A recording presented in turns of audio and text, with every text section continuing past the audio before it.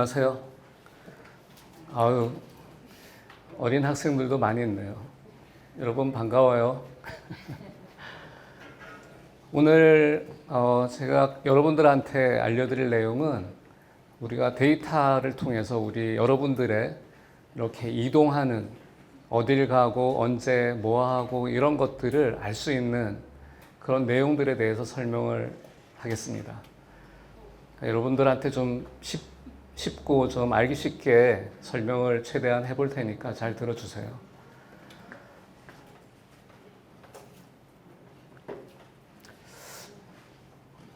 여러분들이 모빌리티라는 그 단어의 정의를 처음 들어보실 수도 있는데, 일단은 사전적인 의미는 그 이동성이라는 의미입니다. 이동을 한다.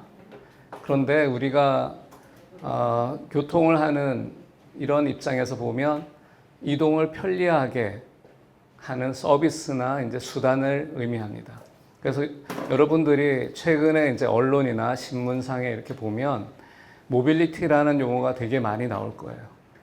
그래서 그 모빌리티는 사람들의 어떤 이동 이런 것들을 편리하게 하기 위해서 서비스하거나 교통수단을 의미한다, 이렇게 이해하면 될 것 같아요.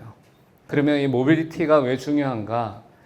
우리가 여러분들이 매일같이 학교도 가고 뭐 병원도 가고 놀이공원도 가고 그럴 텐데, 여기에 교통이 항상 밀리거나 불편하면 여러분들 가기 힘들겠죠. 그래서 그렇게 교통이 밀리고 그러면 이제 사회적인 어떤 그 비용을 초래하게 돼요. 그게 뭐냐면 그 시간 오래 걸리는 거, 그 다음에 그 매연 같은 거, 이런 것들이 다 우리 비용으로 사회적인 문제가 되는 것이죠. 그리고 최근에 여러분들 그 김포에 도시철도 아시죠? 그 사람들이 너무 많이 타가지고 그 안에서 이제 되게 고통을 느끼고, 그런 부분들이 사회적인 비용으로 작용하게 돼요. 그래서 그런 것들을 효과적으로 잘 서비스를 해야지만 우리가 편하게 이동을 할 수 있다. 그래서 그게 나아가서는 전체 사회 경제적인 비용을 최소화하고 경제를 활성화하는 그런 역할을 하게 됩니다. 이 그림은 여러분들이 여기 보면 이게 시공간도라고 해서 여기 XY 좌표가 있고요. 그 다음에 여기 시간 있어요. 그래서 아침서부터 이제 밤까지 시간이 이렇게 증가하는데, 여러분들이 집에 있다가 학교나 사무실 가고 그 다음에 뭐 레저 활동하고 쇼핑도 하고 집에 오는 이런 것들을 이제 여러분들이 일상생활에 하게 되는데, 우리가 이 차량의 속도라든지 그 다음에 차량이 막혀서 못 간다든지 이런 것 때문에 이렇게 원통형으로 우리가 제약을 받게 돼 있습니다. 근데 예를 들어서 KTX를 타고 여러분들 부산까지 가고 할 때 KTX 타기 전에는 부산에 하루 동안에 갔다 오기가 되게 부담스러웠죠. 그래서 하루 만에 가서 여행을 하고 온다라는 거는 사실 되게 힘들었어요. 그런데 KTX가 개통된 이후에 우리가 당일로 여행을 갔다가 올 수가 있죠. 그래서 여기 보시면 KTX 때문에 모빌리티가 이렇게 여러분들이 공간적으로 확대가 됐어요. 이 그림을 보시면 KTX 개통 전에는 이렇게 우리 국토가 있다 그러면 여기 2004년에 경부선이 개통이 됐죠. 여기에 이렇게 압축 효과를 우리가 볼 수가 있어요. 이 얘기는 뭐냐면 국토가 이렇게 좁아졌구나. 왜냐하면 우리가 이렇게 같은 시간에 갈 수 있는 거리가 짧아졌다는 얘기예요. 그 다음에 15년에 우리가 호남선 KTX가 생기는 바람에 여기 광주, 목포 이쪽 지역에서 우리가 수도권에서 접근할 수 있는 거리가 가까워졌다는 얘기죠. 그래서 이만큼 모빌리티의 어떤 그런 혁신이라든지 개선이라는 것은 되게 중요하다, 이렇게 볼 수가 있습니다. 그 모빌리티에 대한 정의를 했는데, 이 스마트 모빌리티라는 용어가 또 등장합니다. 그래서 이건 뭐냐? 그냥 유럽에서는 우리가 교통혼전 해소를 위해서 모든 어떤 교통 어떤 서비스를 뭐 대중교통, 버스, 뭐 지하철, 전철, 뭐 기차, 뭐 모든 것들을 다 아울러서 편하게 이동할 수 있는 그런 서비스를 얘기하기도 하고요. 국내에서는 새로운 형태의 이런 것들 통합하는 서비스뿐만 아니라 이런 개인형 교통수단, 킥보드 같은 거 이런 것들을 통합해서 아우르는 이런 얘기를 이제 정의를 내리고 있어요. 그래서 기존 모빌리티랑 스마트 모빌리티의 어떤 차이를 보면 기존 모빌리티는 우리가 그냥 국가에서 공공에서 주도해서 교통 서비스를 하고 여러분들 타시오 이런 것들이라고 하면 스마트 모빌리티는 거기에 이제 개인 교통 수단까지 다 포함해서 민간이 주도로 하는 모든 요금도 자동으로 내고 통합해서 할인도 해주고 어떻게 갈아타면 좋은지 이런 것도 알려주고 이런 것들을 모두 통합하는 개념입니다. 스마트 모빌리티의 역할은 되게 중요한데요. 우리가 그 21세기 들어오면서 계속 그 도시 거대화가 이루어지고 집중화되고 우리나라만 해도 그렇죠. 수도권으로 이제 모여들고 과거에는 시골과 도시 이런 이분법이었으면 이제는 도시가 그 메인 CBD 에리어라는 데가 있고 그 주변으로 이제 여러 가지 핵화돼서 다역화해서 서로 연결하는 것들이 좀 필요하게 됐어요. 그래서 도시가 처음에는 이렇게 돼 있다가 과거에 우리 서울의 사대문 아니라고 한다 그러면 이게 점점 퍼져나가서 강남 뭐 이렇게 되는 거죠. 그래서 이렇게 연결이 되는 여기에 이제 교통망들이 이제 필요하다 이렇게 이해하시면 되고요. 우리가 그 유럽하고 미국의 어떤 차이점이 있는데 미국은 자동차 중심의 도시다 보니까 땅이 넓다 보니까 대중교통 서비스가 사실은 상당히 비효율적입니다. 그래서 도시가 확산이 되는데 대부분 고속도로 위주로 확산이 됐어요. 근데 여러분들이 유럽 여행 해보다 보면 거의 그 대중교통으로 그 뭐 대부분 접근이 가능하죠. 그 다음에 도로는 되게 도시 내 도로는 협소하고 차량 많이 안 다니고.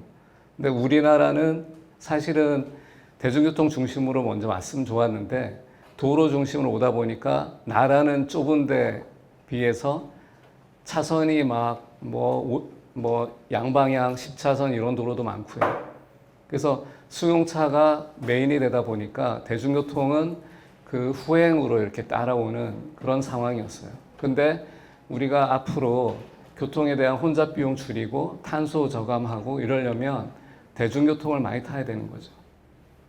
그래서 도로에 그 승용차 대수가 줄어야 되는데 예를 들어서 버스를 45명이 타고 다니면 수용차 1인당 한 대씩 따지면 45대가 도로에서 없어지는 거죠.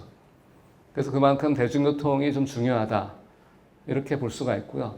그 다음에 이 도시의 어떤 그런 구조랑 형태 여기에 맞춰서 우리가 모빌리티 서비스를 해야 된다.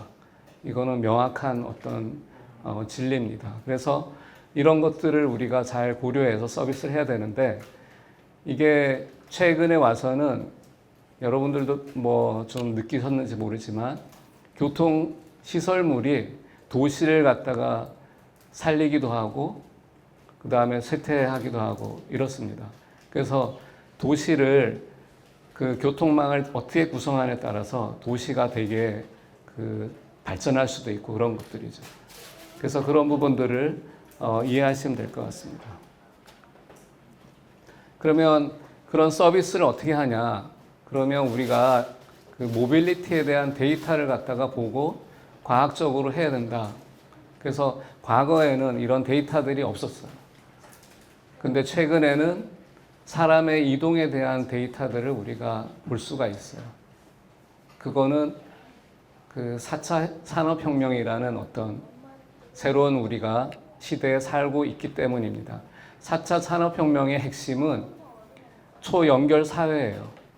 그 얘기는 뭐냐면 여러분들이 이동하는 모습들이 우리 뭐 다양한 센서나 기기들에 의해서 전자장치, 통신 이런 것들 통해서 다 기록이 되는 거예요. 전자적으로. 그런 데이터를 가지고 우리가 현황을 파악하고 문제점이 있으면 거기에 해결할 수 있는 모빌리티 서비스를 하고 이런 것들이 이제 중요하게 됩니다. 그래서 데이터 사이언스에 대한 어떤 그런 것들이 현재 되게 관심사항으로 되고 있습니다. 그래서 말씀드린 대로 데이터들은 지금 여러분들이 승용차를 타거나 버스를 타거나 지하철을 타거나 다 기록이 되고 있어요. 여러 가지 센서와 도로의 센서, 여러분들의 교통카드, 이런 것들, 신용카드, 뭐, 다양한 어떤 그 소스에 의해서 여러분들의 어떤 움직임, 심지어 CCTV, 뭐 이런 것들 있죠. 범죄를 막기 위한. 그래서 그런 것들에 대해서 우리가 데이터를 다 얻을 수 있기 때문에 데이터 사이언스에 대해서 여러분들이 고민을 할 수가 있어요. 그러면 대표적으로 어떤 데이터들이 있는지 여러분들한테 좀 소개를 할게요. 여러분들이 흔히 대중교통 타면 여러분들이 몇 시에 어디에서 어느 정류장에서 버스를 타고 어디에서 전철로 갈아타고 지하철 갈아타고 이런 것들 어디에서 내렸는지 이런 정보가 다 올라오죠.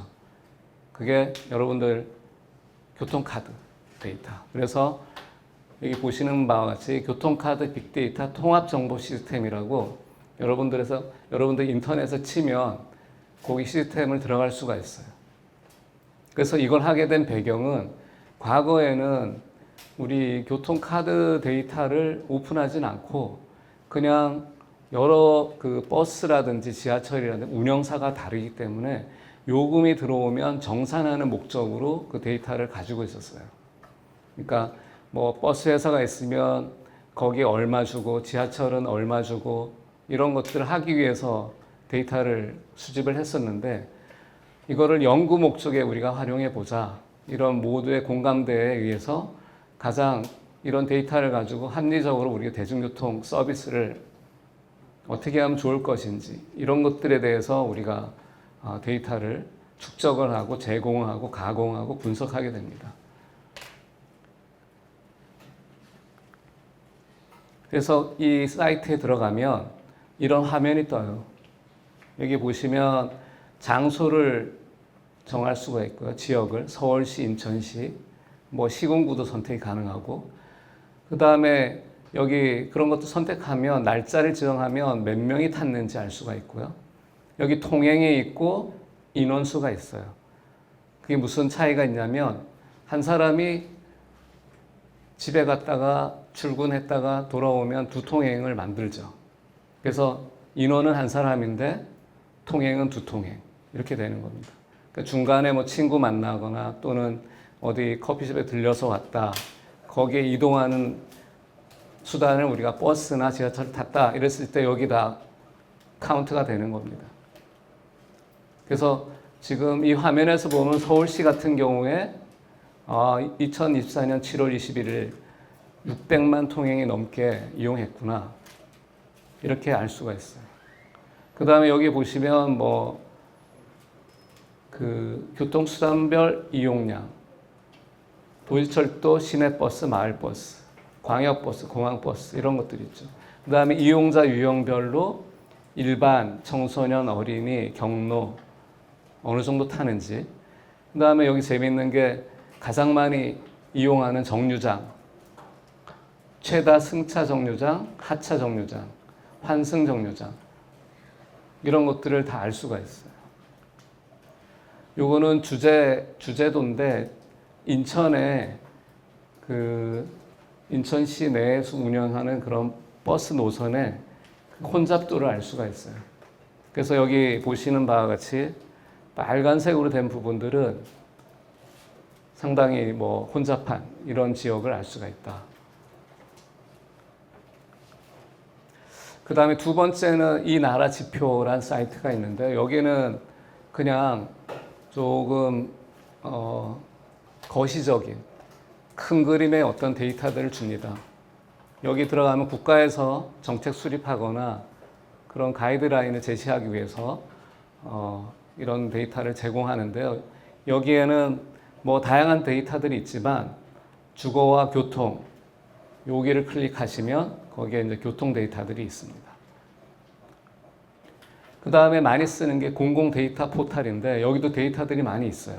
교통뿐만 아니라 모빌리티 데이터뿐만 아니라 다양한 것들이 있는데 여기에 우리가 검색 목록에 뭐 예를 들어서 키워드를 넣으면 한국철도공사 수도권 전철역간 수송량 몇 명을 실어 날랐는지 이런 것들을 우리 데이터를 다운로드 받을 수 있습니다. 그래서 이런 걸 가지고 우리가 분석을 하고 할 수가 있겠죠. 그 다음에 그런 어떤 공공에서 그냥 일방적으로 제공하는 데이터 이거 가지고 우리가 성이 안 찬다, 만족을 못한다. 그럴 경우에 어떤 문제가 있냐면 우리가 데이터가 없으면 분석에 한계가 있겠죠. 그래서 그런 다양한 요구사항들이 있기 때문에 국가교통 데이터 오픈 마켓이라고 있습니다. 그래서 이거는 여기 보시면 사이트 들어가면 도로, 버스, 철도 이런 다양한 카테고리마다 데이터들을 제공을 하고 있어요. 제공하는 주체는 뭐 한국도로공사, 철도공사, 뭐 운영업체라든지 뭐 다양한 데이터들이 있죠.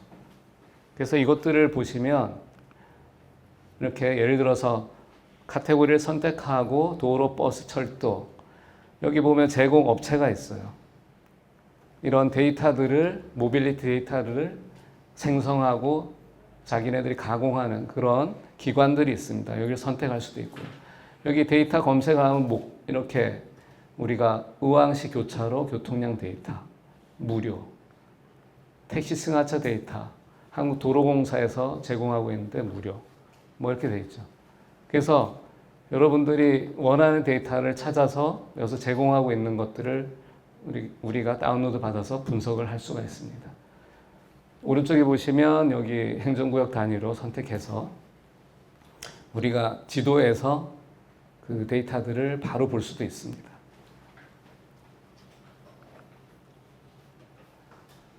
국가데이터 오픈마켓 들어가면 사실은 이렇게 어떤 데이터가 거기 내용은 어떻게 되고 이런 것들을 면밀하게 볼 수가 있어요. 그래서 여기 보시면 예를 들어서 이거는 한국교통연구원에서 평균 속도라는 데이터를 제공하는데 얘네들은 최초 등록 일자가 언제고 업데이트는 언제 했고 그 다음에 이거의 포맷은 어떻게 되고 업데이트 주기는 뭐 6개월이면 6개월, 1년이면 1년 이런 것들을 알 수가 있습니다. 그리고 세부 안의 내용들을 이렇게 샘플로 보여줘요. 그래서 여기 뭐 코드도 있고 뭐 속도 자료 이런 것들도 있습니다.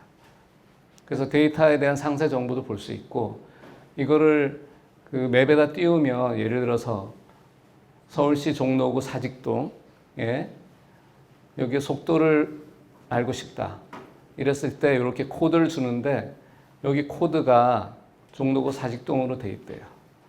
그리고 평일이고 속도는 21km. 그래서 이런 승용차나 이런 속도를 우리가 알 수가 있습니다. 그러면 어느 도로가 많이 막히고 혼잡한지 우리가 추정이 가능하죠. 그 다음에 대중교통 같은 경우에는 그 버스 노선을 갖다가 선택을 하게 되면 그 노선에 관련된 정류장의 위치가 이렇게 뜹니다. 그래서 이 정류장을 이렇게 연결하면 노선이 되겠죠. 근데 재밌는 것은 이렇게 매일같이 거의 노선들이 조금씩 바뀌는 거 여러분들 아세요? 우리가 버스 타고 다니는데 그 버스가 계속 그 노선만 다니는 게 아니라 조금씩 노선을 바꿉니다. 그러니까 정류장은 물리적으로 있는데 거기를 들릴 수도 있고 정차할 수도 있고 그냥 통과할 수도 있고 그래서 노선을 조금씩 이렇게 변경을 해요. 그 이유는 이게 서비스를 해보니까 여기는 뭐 그닥 효율적이지 않아. 좀 더 효율적인 어떤 노선을 우리가 운영을 해야 되겠어. 이런 것들이 있죠. 그래서 이렇게 이제 운영을 하고 노선이 좀 바뀌고 이렇습니다. 2021년에서 23년까지 여러분들 아시는지 모르겠지만 알뜰 교통카드라는 데이터가 있었어요.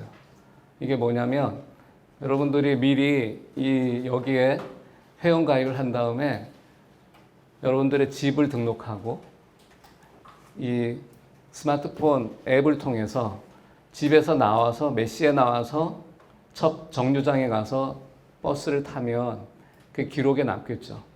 그 다음에 내려가지고 최종 목적지에 가면 여러분들이 그 앱에서 클릭을 합니다. 나 도착했어. 이렇게 하면 그 집에서 나와서 정류장까지 보행이나 자전거 또는 하차 이후에 목적지까지 보행이나 자전거를 타면 그 거리를 여러분들의 마일리지로 쌓아서 대중교통 요금을 할인해 준 제도였어요. 그러다 보니까 우리가 이 앞단에서 이걸 퍼스트 마일이라고 그러고 이게 라스트 마일이라고 얘기를 하는데 이게 강남역입니다. 강남역에서 도착한 사람들이 어디로 갔는지 분포를 이렇게 데이터를 볼 수가 있죠. 이런 분포가 왜 중요하냐? 어디로 갔는지 알게 되면 여기에 여러분들의 개인교통수단, 킥보드라든지 이런 것들을 어디에다가 입지를 시켰을 때 그걸 운영하는 사람들은 돈을 많이 벌까? 이런 데이터로 활용 가능하겠죠. 근데 아쉽게도 여러분들이 최근 뉴스에 보듯이 K패스라는 걸로 이제 전체 전환을 하게 됐어요. 그거는 대중교통을 한 14일 이상, 15일 정도 이상 타면 그냥 할인해주는 그런 정책이거든요. 그래서 이 퍼스트 라스트 마일에 대한 데이터가 없습니다. 그래서 상당히 좀 안타깝게 생각하고요. 향후에 이런 데이터도 좀 올라왔으면 좋겠습니다. 그러면 이런 지금 앞서 설명드린 이런 데이터 소스에서 우리가 어떤 것들을 알 수가 있는지 그냥 좀 쉬운 어떤 그런 그림과 내용들로 한번 살펴보죠. 여러분들이 이건 제가 신문에서 이렇게 좀 갖고 왔어요. 여기 보시면 경기에서 서울 출퇴근 통행량 순위, 고양시에서 9만 명 이상. 이거 2018년도 자료인데요. 지금은 더 늘었을 수 있죠. 어디에서 이렇게 서울로 들어오는지 이런 것들을 알 수가 있어요. 그래서 이런 것들에 대한 문제점이 뭐냐면 서울을 중심으로 다 위성도시라고 얘기하는데 그 도시 자체에 주간에는 사람들이 별로 없어요. 그래서 예를 들어서 고양시 안에서 뭐 교통수단을 운영한다. 뭐 좋은 예로 의정부라는 도시가 있죠. 의정부 경전철이 있어요. 근데 의정부 경전철이 예전에 파산을 했죠. 그 이유가 뭐냐? 이거 의정부에 사시는 분들, 많은 분들이 서울 출퇴근해요. 그럼 주간에 의정부에서 다니시는 분들이 그 노선을 잘 안 타니까 운영 적자가 생기는 거예요. 그 다음에 경전철이니까 고가로 지으니까 고가 뭐 올라가 그냥 버스 타면 되는데. 그러니까 그런 노선을 이렇게 선정하고 할 때 버스도 같이 노선 조정을 해야 되거든요. 그런 도시철도랑 버스랑 경쟁을 하면 안 돼요. 비효율적이겠죠. 아무튼 서울로 많이 유입되기 때문에 그 도시 자체에서는 교통을 운영하는 사업자, 버스 사업자나 운송 사업자들이 되게 어렵다. 이런 얘기를 하고 싶었던 거고요. 그 다음에 여기 보시면 이동시간. 서울시에 사시는 분들은 그냥 47분이면 된대요. 근데 경기도에서 경기도 내로 이동하는 사람들은 1시간 36분. 경기도에서 서울로 오는데 1시간 24분. 이 얘기가 뭐냐면 우리 경기도에서 서울로 출퇴근하는 분들은 하루에 왕복해서 최소한 3시간을 길에다 쏟고 있어요. 그거를 여러분들 평생을 산다고 생각하면 길에다 쏟는 시간이 어마무시하겠죠. 그게 우리의 삶의 질하고도 관련이 됩니다.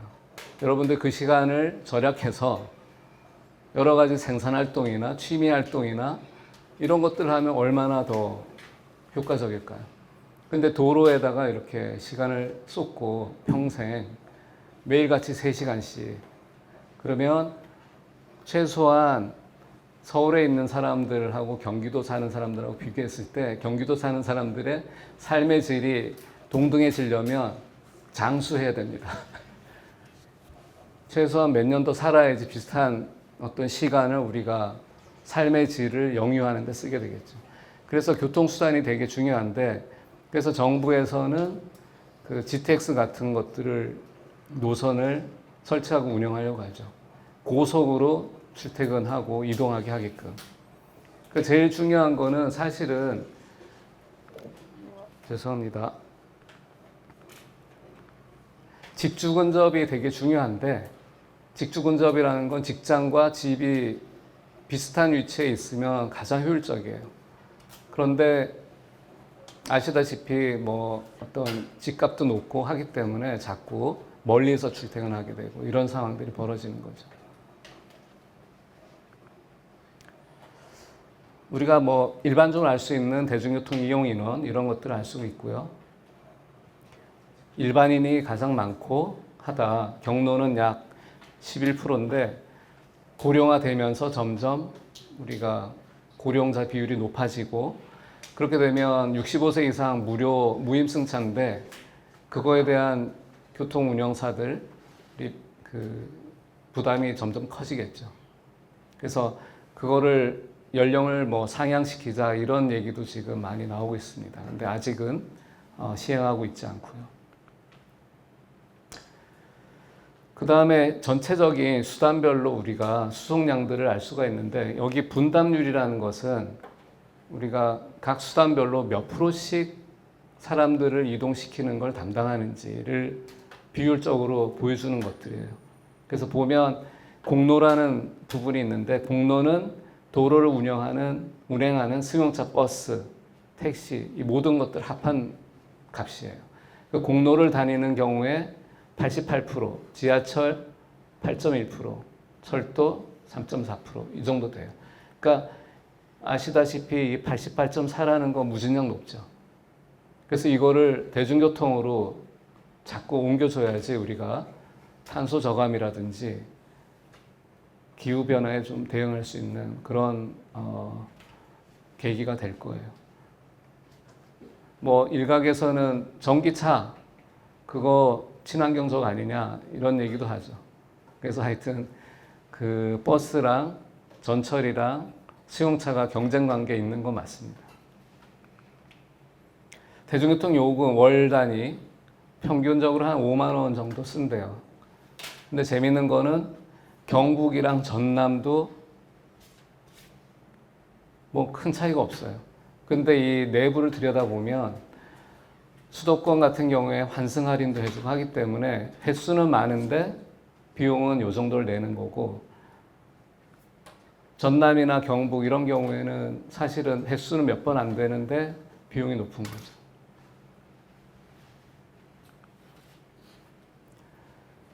그리고 대중교통이 수용차보다 상당히 근본적인 어떤 취약점을 갖고 있는데, 그게 뭐냐면 환승을 반드시 해야 된다. 대부분은 환승을 한다. 그래서 서울시 교통카드나 뭐 이런 것들을 분석해 보면 그냥 환승 안 한 통행이 88% 정도 되고요. 한 번까지 환승한 경우를 치면 95%까지 갑니다. 근데 나머지 5% 정도만 이제 한 2번 이상 환승하게 되는 거죠. 그러니까 그만큼 2번 이상 환승하게 되면 사람들이 대중교통을 외면하게 돼요. 그러니까 최대한 접근성을 갖다 줘야 되는데, 그렇지 못하면 대중교통이 좀 입지가 취약하다 이렇게 볼 수가 있습니다. 그래서 최대한 그 접근성, 액세서빌리티를 높이기 위한 어떤 스마트 모빌리티 정책이 필요한 거죠. 여기 보면 서울 같은 경우에 환승이 1.58회, 환승 이동 시간, 전남 같은 경우에 뭐 8.6분, 서울은 5.9분, 뭐 이렇게 돼 있어요. 아무래도 대중교통 간의 연계성이 좋으면 환승 시간이 줄어들겠죠. 그리고 고속도로 다니는 차량들은 대부분 소형 차량, 그 다음에 중형인 경우에 뭐 중형하고 그 대형은 나머지 10%를 차지합니다. 근데 우리 그 도로에서 여러분들 뭐 포트홀도 생기고 도로에 크랙이 가고 이런 것들 많이 보셨죠. 그거에 가장 임팩트를 주는 수단은 차량은 대형 차량입니다. 그러니까 소형차가 예를 들어서 뭐 10만 번을 왔다 갔다 해도 대형차가 몇 번을 왔다 갔다 하면 도로 파손 정도가 더 높거든요. 그래서 그런 것들도 감안해서 뭐 예를 들어서 대형 차량들이 많이 다니는 곳들은 보다 도로 정비가 좀 필요한 이런 노선들이 되겠죠. 루트가 되겠죠. 이거는 그림이 잘 안 보이긴 하는데 이거 KTDB라는 교통정보를 제공하는 측에서 제시하는 우리 고속도로, 뭐 일반 국도 이런 도로의 구분별로 평균 속도가 어떻게 되고 이용량 어떻게 되는지 이런 고속도로 구간별로 얼마가 되는지 이런 것들을 실시간으로 이렇게 보여줍니다. 그래서 이런 것들은 근본적인 그냥 매크로한 지표가 될 거고요. 세부적인 데이터들은 저 안에서 이제 다운받아가지고 우리가 분석할 수 있습니다. 이것도 그림은 잘 안 보이는데 주말하고 그 평일에 아침에 평균 속도가 어느 정도 지역별로 차이 나는지 이런 것들을 제시한 사례가 되겠고요. 앞에 설명한 그런 데이터들도 있는데 우리가 요즘에 많이 또 활용하는 게 통신량 데이터입니다. 여러분들 스마트폰 갖고 계시잖아요. 그러면 여러분들이 매 시간 어디에 있는지 여러분들의 정보를 통신 회사에서 가져갑니다. 물론 개인정보 그런 것들은 다루지 않고요. 그냥 집계하는 그런 용도로. 그래서 통신량 정보를 보면 거기에 유입지 정보가 있어요. 유입지 정보가 뭐냐면 그 한 달 동안에 한 보름 이상 머무르는 장소가 여러분들의 집이라고 정의를 합니다. 그러니까 예를 들어서 나는 부산에 사는데 서울에 유학을 왔어요. 주민등록 등록은 부산에 돼 있는데 내 몸은 서울에 있죠. 근데 주민등록 인구 가지고 옛날에 통계 안 잡히니까 주민등록 인구 가지고 교통 서비스를 하면 제대로 된 서비스가 안 되겠죠. 그래서 통신량 이런 것들을 보니까 강남역에 주간에 예를 들어서 강남구 전체로 보면 인구가 한 63만 명 정도 되는데 주간에 강남에 와 있는 사람이 한 120만 명 가까이 돼요. 2배가 와 있어요. 사람들이 많이 그쪽에 온다는 얘기죠. 그러면 그런 거에 맞춰서 거기에 이제 서비스가 좀 들어가고 이런 필요성을 우리가 느끼게 됩니다. 이 그림은 요즘에 광역철도, 광역 메가시티 뭐 이런 것들이 키워드가 요즘 나오고 있는데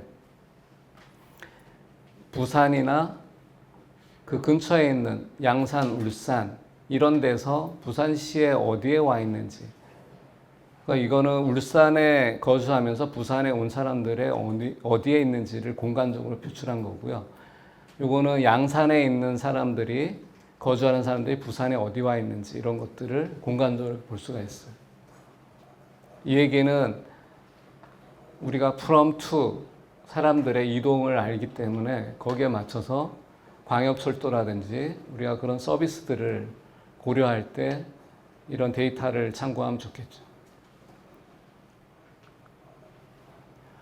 SKT에서는 이런 뭐 여러 가지 카드 회사 이런 데들하고 이제 협조를 통해서 우리가 공유 킥보드 하면 여러분들 앱 깔아서 뭐 타잖아요. 그죠? 요금 지불하고. 그러면 그게 스마트폰으로 해결되기 때문에 그런 걸 통해서 공유 킥보드가 가장 많이 어디가 이용하는지 이런 것들도 데이터를 이렇게 내고 있어요. 여기 보시면 강남구가 이용자 비중, 이용권 비중이 다 크게 돼 있다 이렇게 볼 수가 있고요. 강남권, 강남, 송파, 서초 제외하면 비중이 좀 낮아지는 그래서 이용률을 우리가 알 수가 있습니다. 그리고 주간에 활동을 이용을 많이 하는데 주로 화요일부터 금요일까지 가장 많이 이용하고요. 강남구입니다. 다른 구. 그 다음에 시간대로 보면 오후 퇴근 시간대, 오후 6시에 가장 많이 이용하는 어떤 패턴들을 볼 수가 있어요.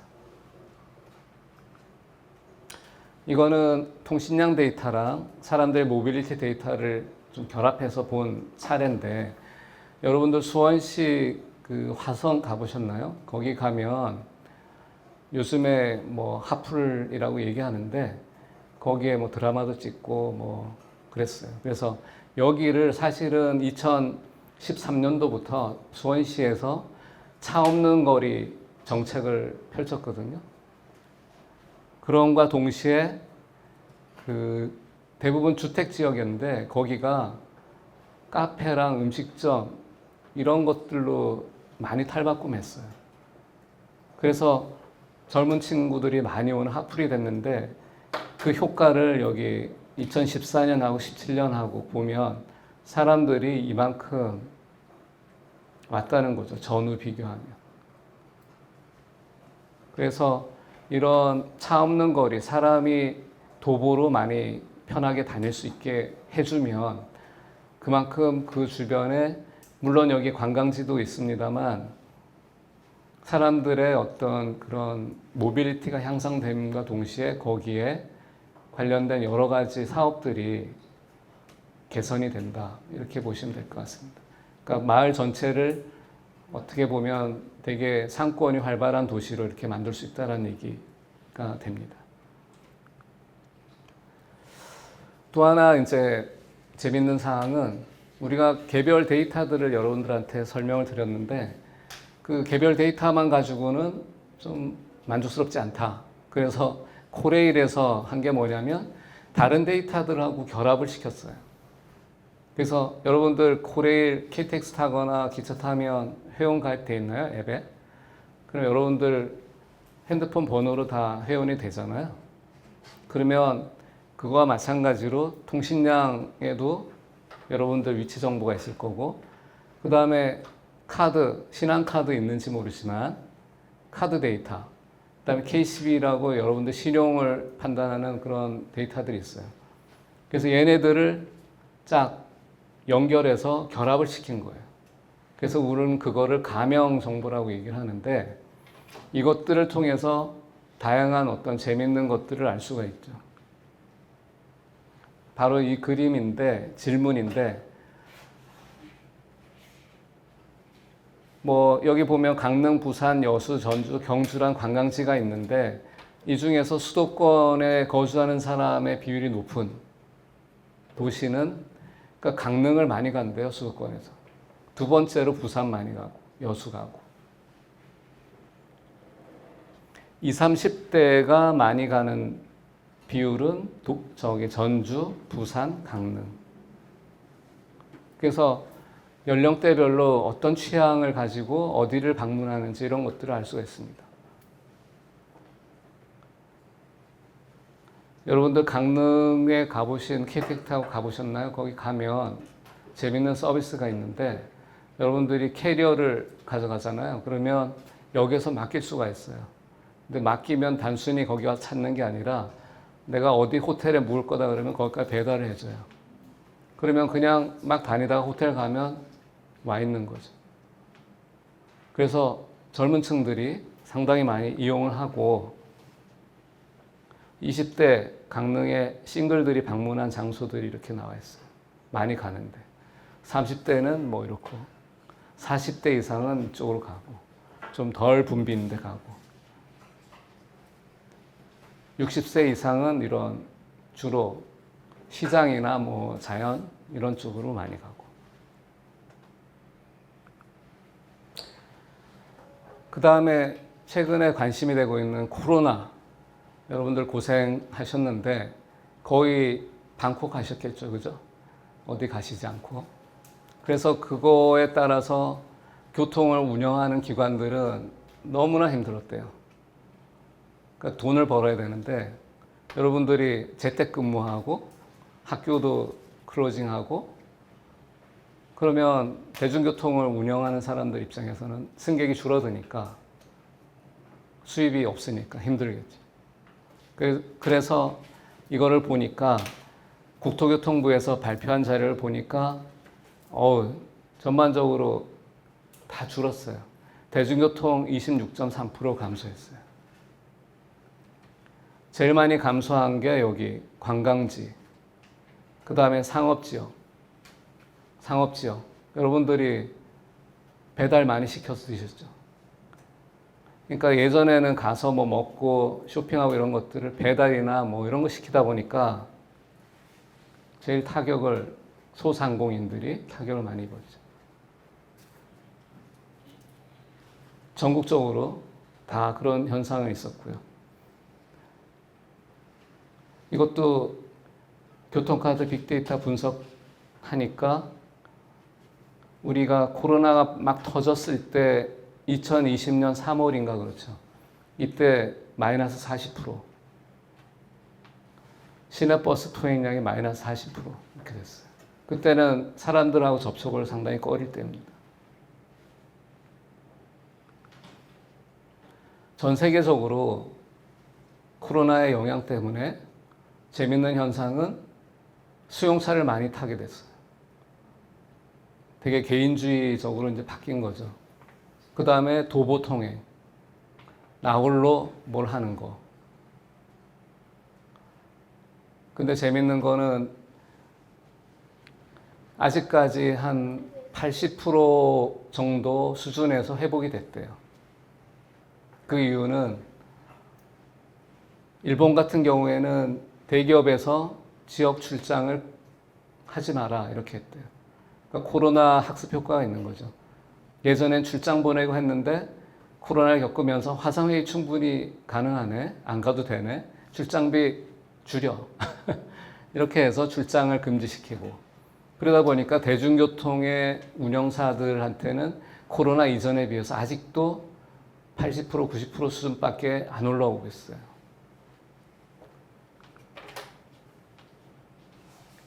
전반적으로 지금 코로나 이후에 지금 한 90% 정도 이제 회복되고 있는데 우리나라가 해외에 비해서 얼마나 회복이 빠른지는 모르겠어요.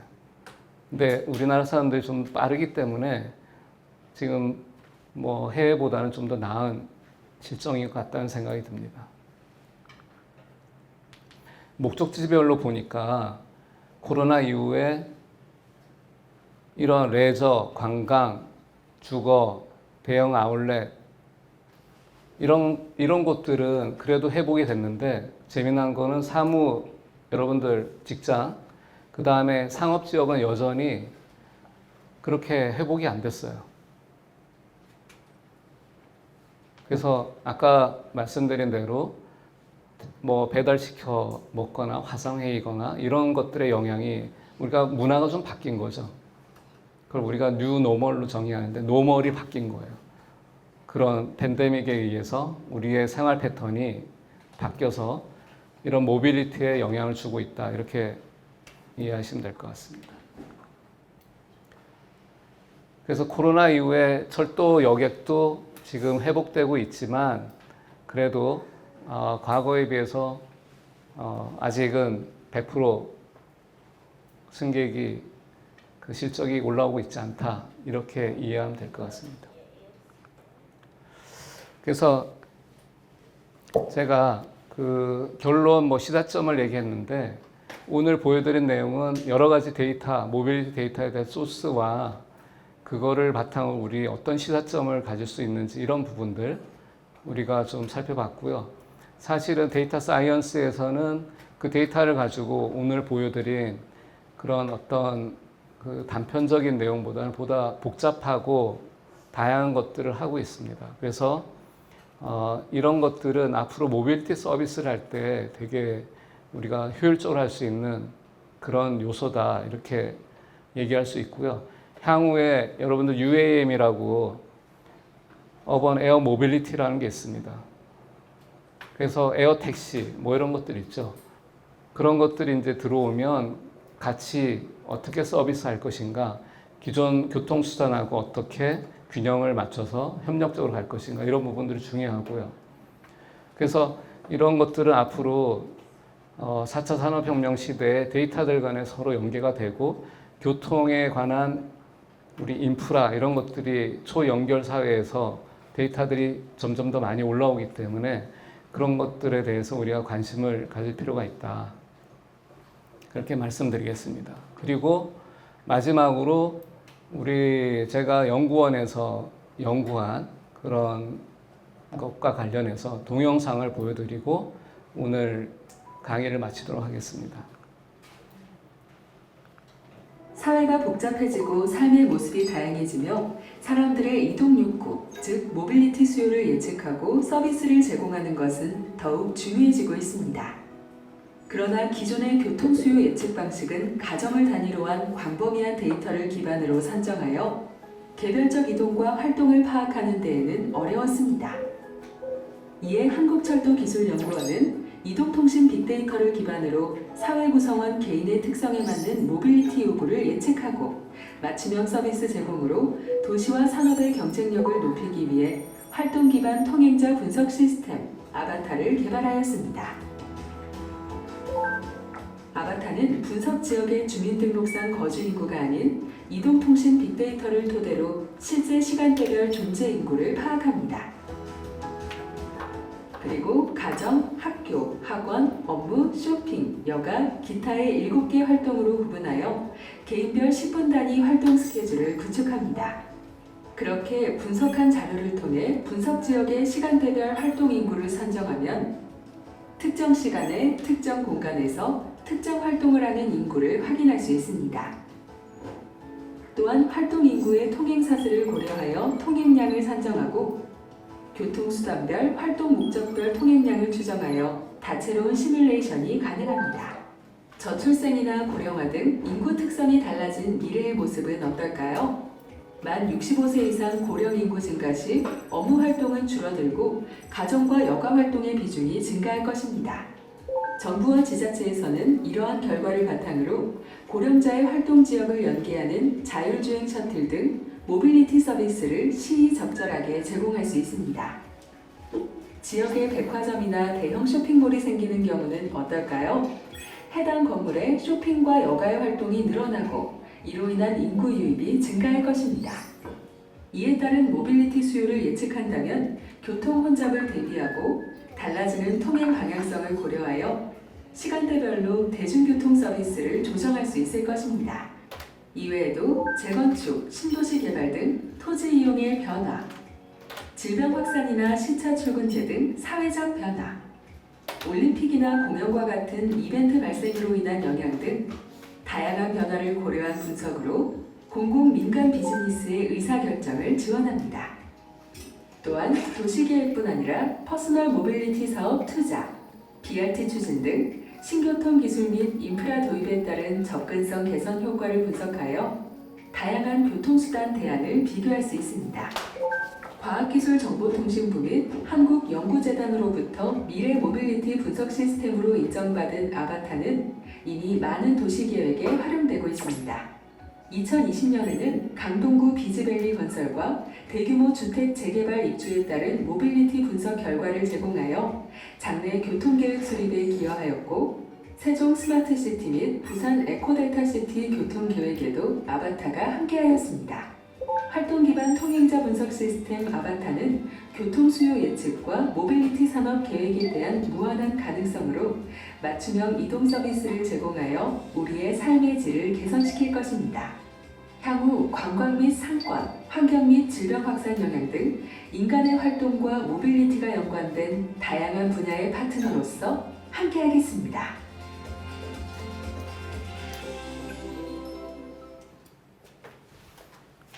네, 감사합니다. 오늘 강의 여기까지 하겠습니다. 고맙습니다.